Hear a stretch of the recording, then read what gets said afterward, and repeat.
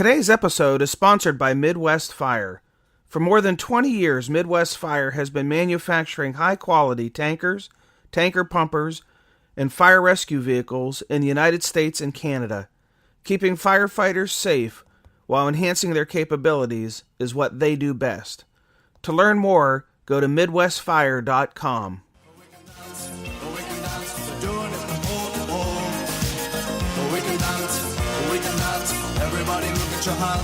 Hi, this is Captain Joe Perneski from the Elyria, Ohio Fire Department, and you're listening to Dr. Richard C. Gassaway on SA Matters Radio. His mission is simple. He wants us to see the bad things coming in time to avoid bad outcomes. If you're a firefighter, an officer, a chief, this is one training podcast you want to listen to every week, or as much as you can. It's worth your time. Hello, and welcome to episode 32 of the Situational Awareness Matters radio show. I'm your host, Rich Gassaway. The purpose of this show is to improve situational awareness and decision-making for individuals and teams who work in high-risk, high-consequence environments. The SA Matters mission is simple, to help you see the bad things coming and time to avoid bad outcomes. I'm coming to you today from Evansville, Indiana, where I'm teaching a 5-day Company Officer Development Institute program for the Indiana Department of Homeland Security. The program helps company officers prepare to be more successful and to help chief officers keep problems at the lowest level of the organization solved at the company level. I don't have a guest this week, so I'm going to discuss some situational awareness best practices and share a firefighter near-miss survival story. Before I jump into the main segment, I want to give you another update about the exciting changes coming to SA Matters. You may recall from the previous announcement that I was working on a new website launch, a premium membership option, and a relaunch of the online academy, and a release of some new online training programs. Progress is being made on the new website, but I'm doing most of the work myself, so it's taking a little more time than I'd hoped, and I thank you for your patience. The new site's going to have some pretty cool features, but as I've learned, cool features take some time to develop. For those who are members of the SA Matters community, which means you are the people who've checked on the red box on the right side of the homepage that says SA Matters Membership, you've watched as I've painstakingly developed that website over the past 3 years. The existing site is pretty basic because I wanted to focus my attention more on developing good content than on the aesthetics, but I also know that cool stuff keeps people coming back and visiting the site more. One of the cool things that's been added as a membership opt-in feature is that anyone who signs up for the free basic membership now gets a special report I've created called 25 Best Practices for Improving Firefighter Safety. So, if you're not a member, go over to the website and sign up today. It's completely free, and you'll receive my monthly newsletter that addresses situational awareness issues. The December issue is coming out, in fact, tomorrow, the same day as this podcast is being released, December 2nd. For anyone who is a member, be watching your inbox in celebration of the 3-year anniversary of SA Matters. I'm going to be sending out some pretty awesome videos that I think that you'll enjoy. For all intents and purposes, they're going to be mini courses that'll focus on how we train firefighters to fail, and will contain some powerful situational awareness and decision-making lessons. You may want to make sure that support@richgassaway.com is on your safe senders list. Otherwise, the email that contains a video link might be sent to your junk mail folder. And I promise that these are going to be videos that you're going to want to watch and share with others. And if I didn't mention it, they're going to be free. So be watching your inbox, and they'll be coming out soon. I'd like to take just a moment to thank the recent hosts of Situational Awareness Matters live tour events. These events couldn't be possible without the commitment and support of our program hosts. I was at the Richland Area Fire Department in Athens, Ohio. Mike Philibin was my host there. These are all programs that were conducted in November. Cook County Department of Homeland Security and Emergency Management in Chicago, Illinois, and Bob Dunn was the host there. The International Association of Fire Chiefs Volunteer and Combination Officers Section Symposium in the Sun in Clearwater Beach, Florida, and Chief Tim Wall is the chairman of the VCOS section. The Venice Fire Department in Venice, Florida, my host there, Sean Carvey, and Fire Chief Jim Warman, thank you for the kind hospitality that you gave me there. And Nuclear Fuel Services in Irwin, Tennessee, with my host Chris Hegler and Diane Davidson. And I would like to extend a special appreciation to one of my associates, Patrick Harper, for joining me in Irwin and helping to present 25 situational awareness programs for the 950 employees of Nuclear Fuel Services. The company is considered a strategic American asset, processing the uranium that powers nuclear, submarine, and aircraft carriers. To suggest that situational awareness is important to them seems to be a ridiculous understatement. Some upcoming events that I have slated for December. Right now, for this week, I'm in Evansville, Indiana.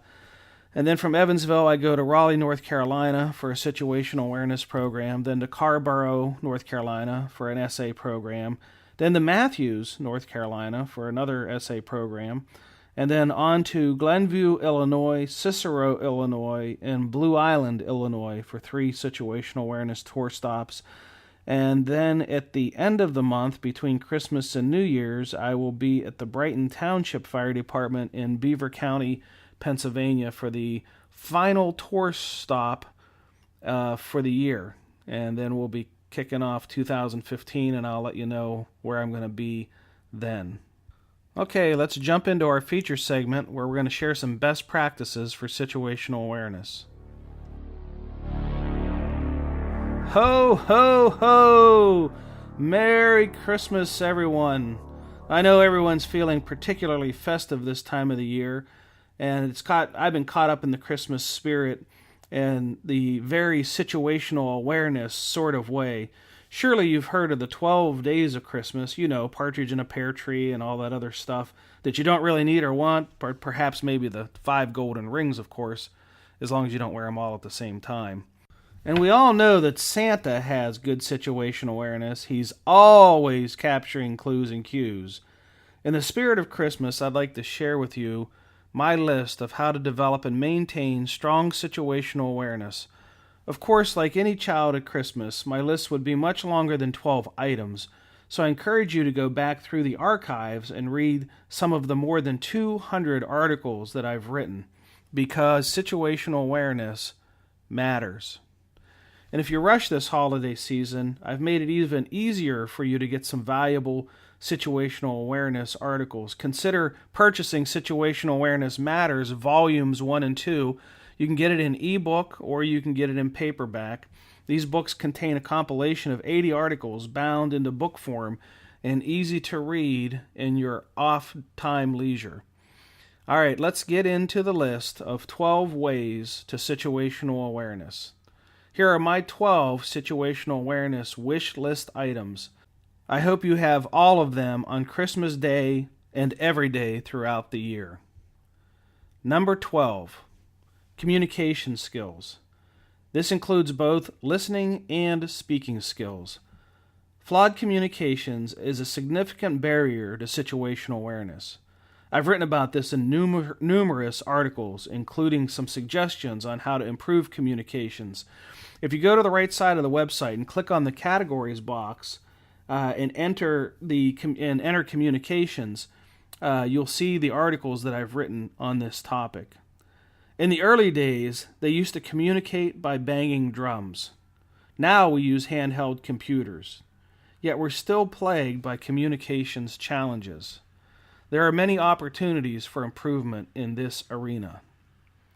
Number 11, vigilance. To be vigilant is to be on guard, always on guard. Your imagination isn't good enough to think of all the ways this job can kill you. Being alert, even when it seems like things are going routine. That is the mindset of a survivalist. Nero may have fiddled while Rome burned, and 11 pipers may have piped for Christmas. Play whatever instrument you want. Just be sure you do it with your guard up. Always. 10. Avoiding judgment. The judging mind cannot learn. When you jump to conclusions about how firefighters are getting hurt and killed, you miss some very important lessons about how things unfolded around them, why it made sense to be doing the things that they were doing at the moment that things went wrong. This Christmas season, the Lords may be leaping, but keep your feet planted firmly on the ground. No jumping to conclusions. 9. Ask the hard questions. When your department has a near miss or a casualty event, don't dance around the issues. Address the issues head on. Near miss and casualty events are wonderful learning opportunities. If you're going to do any dancing, make sure it's the safety dance, not the denial dance. The moves for the safety dance result in learning, enlightenment, and change. The moves for the denial dance produce anger, resentment, and blame. 8. Debrief. There is a lesson to learn after every incident. Even when things go well, there are lessons to be learned. Milk every opportunity to learn and share. If you can't think of one, come up with a what-if scenario to discuss. Discussing how things might have turned out if circumstances were just slightly different. Don't be shy, grab a teat and give it a squeeze. 7. Know your limitations. Understand and respect the limits of your conscious awareness. The average person can only capture, process, comprehend, and recall about 7 pieces, give or take 2, of unrelated information. Unless something happens fast to get that information on the fast track to long-term memory storage, it will quickly be forgotten. As you plan how to assess emergency scenes, think about the 5 to 7 most critical pieces of information you need to make a good decision. Practice. Number 6. To be proficient at hands-on skills, you need to practice them a lot. Muscles learn from muscle movement. They don't learn from verbal instructions. The geese may be laying around, but if you want to improve your safety and your skill set, you can't do it laying around. Get off your rumps and train. 5. The recipe from Hell's Kitchen. There are predictable patterns of events that I have seen play out time and time again, resulting in first responder casualties. Avoid the 5 C's that make up the recipe from Hell's Kitchen. If you want to know more about this, you can enter the term in the search box and find the article that I've written completely dedicated to this topic. Complacency, with no consequence, causes overconfidence, which leads to a cocky attitude, which are the precursors to catastrophe. 4. Adopt an attitude of safety. It makes me sick to hear people say we're being too safe or too cautious in our approach to this job. Yes, it is a dangerous vocation, but many of the ways firefighters are dying are preventable, very preventable. Pause right now and think of 4 people whose lives would be forever changed if you died on the job. Be sure that the risks you take on this job are worth the potential consequences on the lives that will forever be changed if you die. 3. Crawl, walk, run. All too often, we want to train on advanced skills without mastering the basic skills. I encourage you to adopt the three-part crawl, walk, run approach to training.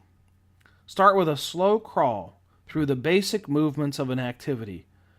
Discuss the how and the why in detail. Then walk through the sequence of events in segments, stopping along the way to make course corrections if needed. Then, once the first two steps are mastered, run. Run the full evolution beginning to end. If you get it right, run it again and again. If you don't get it right, back up to the walk phase and make corrections in the segments. It's as simple as 1, 2, 3. Crawl, walk, run. Number 2, use command teams. Firefighting crews always work in teams of at least 2, but the commanders are often left to fend for themselves, working alone in high-stress environments. This is a setup for failure. Strive to ensure command runs in teams of at least 2 as well. 1. Conduct a 360-degree size-up. The thorough 360-degree size-up is the foundation of incident situational awareness. It allows you to figure out what the problem is before you start throwing around your solutions. It can be very helpful to find out the solution you are planning to implement isn't a good fix for the problem before things go wrong. So let's review the list again. 12. Communication skills. 11. Vigilance. 10. Avoiding judgment. 9. Ask the hard questions. 8. Debrief. 7. Know your limitations. 6. Practice. 5. Know the recipe from Hell's Kitchen. 4. Adopt an attitude of safety. 3. Crawl, walk, run. 2. Use command teams. And 1. Conduct 360-degree size-ups. Okay, now let's review a firefighter near-miss story. This near-miss report comes from the Firefighter Near-Miss Reporting System and was posted on the website September 24th, 2014. Here is the event narrative provided by the person who wrote the report. We were dispatched to a reported structure fire with a victim trapped.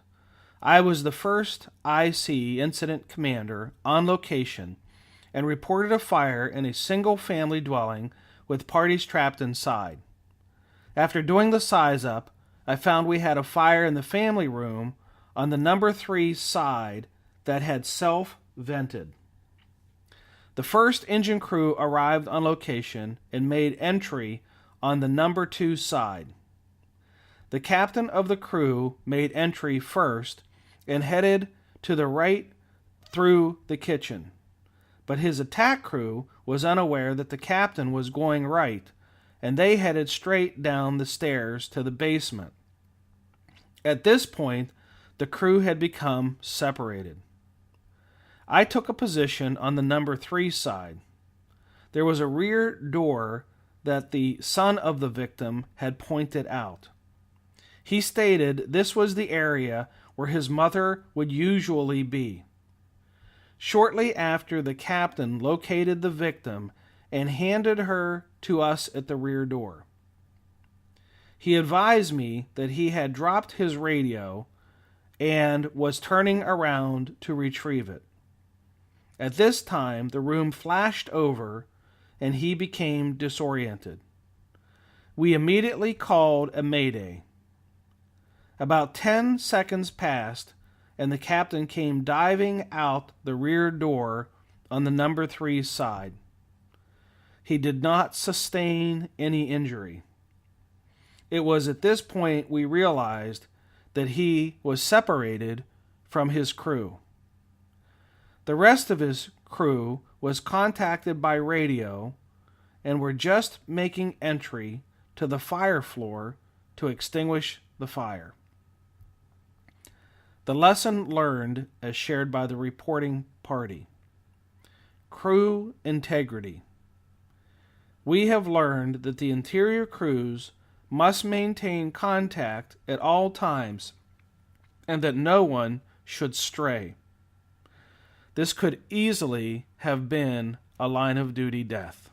If you want to learn more about this near miss or other near misses on the firefighter near miss reporting system, you can visit them at www.firefighternearmiss.com.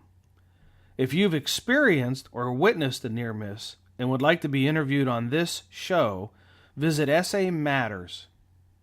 Click on the Contact Us link up under the header. Thank you in advance for sharing your lessons so that others may live. Well, that's it. Episode 32 is complete. Thank you for sharing some of your valuable time with me today. I sincerely appreciate your support of the SA Matters mission.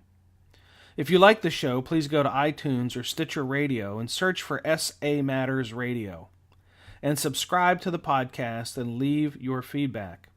If you like the show, I'd really appreciate you giving it a 5-star review as well. Not only will that motivate me to work harder, but it'll also help others find the show.